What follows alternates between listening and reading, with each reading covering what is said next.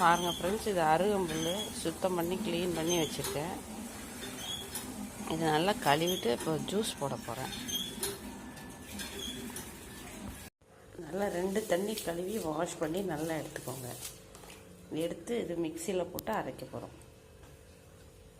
இங்கே பாருங்கள், நல்லா அரைச்சாச்சு. இது இப்போ வடிகட்ட போகிறோம்.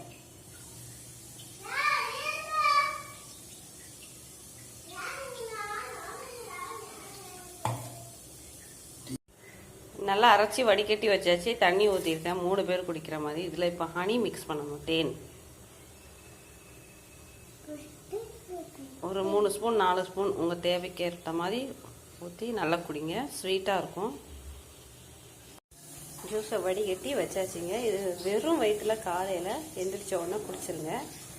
நிறைய பெனிஃபிட் இருக்குது இதில். ரத்த சோகை, ரத்த அழுத்தம், அப்புறம் வெயிட் குறை